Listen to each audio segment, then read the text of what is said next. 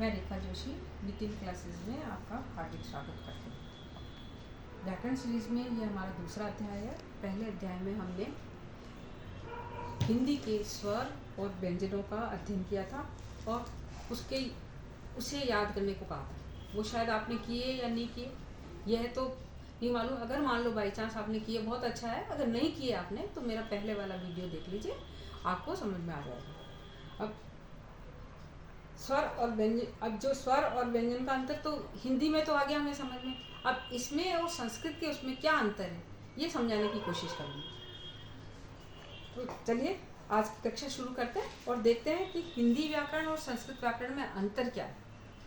सबसे पहले हमने पढ़े थे स्वर।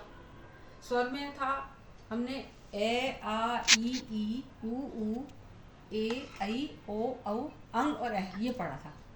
अब संस्कृत जो करेंगे ना, संस्कृत व्याकरण में जो होता है, संस्कृत ग्रामर में जो है वो, उसमें हमें ए, आ, ई, उ के साथ री, बड़ी री और ली को भी जोड़ना पड़ेगा। ऐसे ही हमने व्यंजनों का अध्ययन किया था और व्यंजन में हमने क्या करा था, ये सब पढ़े थे। क, ख, ग, घ, ङ, च, छ, ज, झ, ञ, ट, ठ, ड, ढ, ण, त, थ, द, ध, न, प, फ, ब, भ, म, ये पढ़ा था हमने। और ये जो 25 जो वर्ड्स हैं, इनको वर्ग के आधार पर इसको वर्गीकृत करते हैं, इनको अलग अलग करते हैं। जैसे क का है क, ख, ग, घ, ङ, इसे कहलाएगा क वर्ग। च, छ, ज, झ, ङ कहलाएगा च वर्ग। ट, ठ, ड, ढ, ण कहलाएगा ट वर्ग। त, थ, द, ध, न कहलाएगा त वर्ग। और प, फ, ब, भ, म ये कहलाएगा प वर्ग। इस तरह इनको वर्गों में बांटा हुआ है। अब उसी में क्या बोलते हैं, जो पांचवा वर्ड होता है इसका न, न और मैं, ये वर्ड होते हैं, इनको हम नाक से बोलते हैं, ये अनुनासिक कहलाते हैं और यह इनसे अलग होता है। क्या वर्ग में आएंगे तो ये जरूर, लेकिन ये अलग से इनका अस्तित्व होता है। ये नाक से बोले जाते हैं, इसलिए इन्हें अनुनासिक कहा जाता है। अब जो ये स्वर, अब ये स्वर और व्यंजन आपको अंतर समझ में आ गया होगा, क्या है इसमें और उसमें अंतर। अब जो ये स्वर हैं उनके बारे में हम थोड़ा डिटेल में पढ़ेंगे, क्योंकि स्वर किसे कहते हैं, स्वर का कहते हैं वो तो हमें पता चल गया कि भाई स्वर क्या क्या कौन कौन से होते हैं। लेकिन अब इस स्वर को भी हम 3 भाग में बांटेंगे। 3 भाग में कैसे होगा, एक तो होगा ह्रस्व स्वर, एक होगा दीर्घ स्वर और एक होगा संयुक्त स्वर।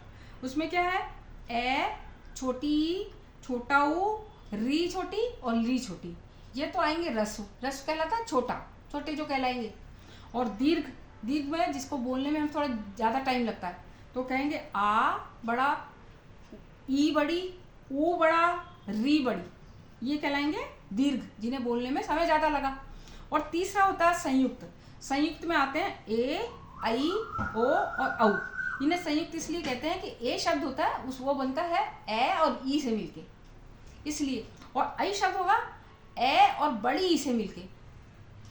ओ होगा ओ, औ होगा, 4 होंगे। औ होगा उसे ए और औ से मिलके। इस तरह से ये संयुक्त स्वर कहलाता है। हालांकि ये आते उसी में हैं, दीर्घ स्वर में ही आते हैं, लेकिन इनका अलग कहा जाता है, ये संयुक्त वर्ण अलग कहलाते हैं। तो आपको आज के लिए तो इतना काफ़ी है। उसमें आपको, अब हम कल व्यंजन पढ़ेंगे और व्यंजन के लिए आपको क, ख, ग, घ, न अच्छी तरह याद होने चाहिए। और उसके बाद हम उसमें भी उसका अंतर बताएंगे कि क्या अंतर है उसमें और संस्कृत के व्याकरण में। आज के लिए इतना काफ़ी। नमस्कार।